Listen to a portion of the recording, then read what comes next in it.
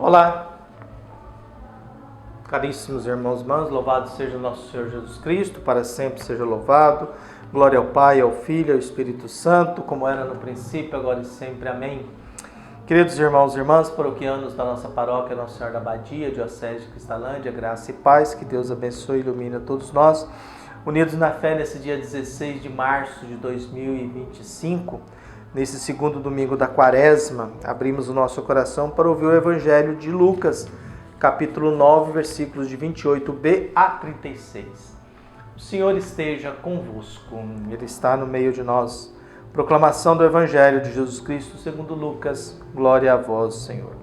Naquele tempo, Jesus levou consigo Pedro, João e Tiago e subiu a montanha para rezar. Enquanto rezava, seu rosto mudou de aparência e suas roupas ficaram muito brancas e brilhantes.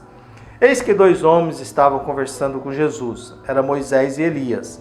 Eles apareceram revestidos de glória e conversavam sobre a morte que Jesus iria sofrer em Jerusalém. Pedro e os companheiros estavam com muito sono. Ao despertarem, viram a glória de Jesus e os dois homens que estavam com ele. Enquanto esses dois homens se iam afastando, Pedro disse a Jesus: Mestre, é bom estarmos aqui. Vamos fazer 3 tendas, uma para ti, outra para Moisés e outra para Elias. Pedro não sabia o que estava dizendo. Ele estava ainda falando quando apareceu uma nuvem que os cobriu com sua sombra. Os discípulos ficaram com medo e ao entrarem dentro da nuvem. Da nuvem, porém, saiu uma voz que dizia: Este é o meu filho, o escolhido. Escutai o que ele diz. Enquanto a voz ressoava, Jesus encontrou-se sozinho. Os discípulos ficaram calados e naqueles dias não contaram a ninguém nada do que tinham visto. Palavra da salvação. Glória a vós, Senhor.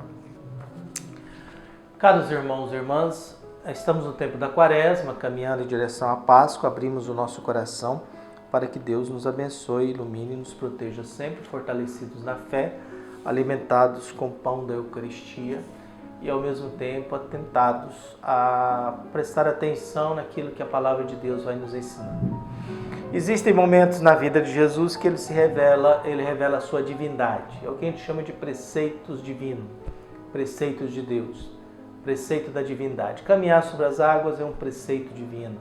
A transfiguração é um preceito divino. Jesus sempre, em alguns momentos, ele chama esses 3 discípulos, Pedro, Tiago e João. Pedro, Tiago e João são os discípulos mais próximos. Eles estão presentes em todos os momentos. Estão presentes na ressurreição da menina Talita Cum. Estão presentes aí no Horto das Oliveiras, vendo a agonia de Jesus. Estão presentes agora diante da transfiguração. A transfiguração se dá numa montanha, subindo na montanha para rezar. Então a transfiguração se dá num contexto de montanha, que é o encontro, o espaço geográfico do encontro entre Deus e a humanidade, e num contexto de oração. E ali Jesus se transfigura. Ao transfigurar-se, nós temos a manifestação da sua divindade.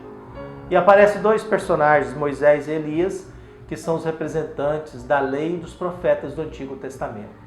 A lei e os profetas é o resumo do Antigo Testamento. Tem a parte da sabedoria, mas a sabedoria é uma parte menor. Mas é costume dizer que o Antigo Testamento está resumido e sintetizado na lei e nos profetas. Moisés representa a lei, Elias representa os profetas, e eles conversam com Jesus sobre a morte de Jesus em Jerusalém. Lucas é mais preciso em relação aos outros evangelhos que falam da transfiguração. Por isso, agora é muito claro. Qual que é o assunto do Antigo Testamento em relação a Jesus com o Novo Testamento? A morte dele em Jerusalém.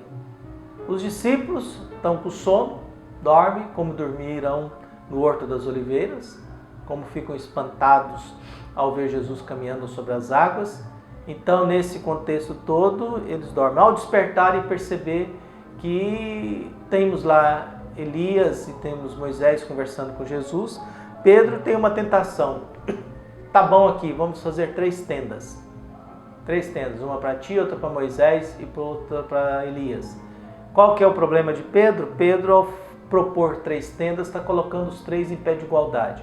Jesus não é Moisés, não é Elias e não está no pé de igualdade deles.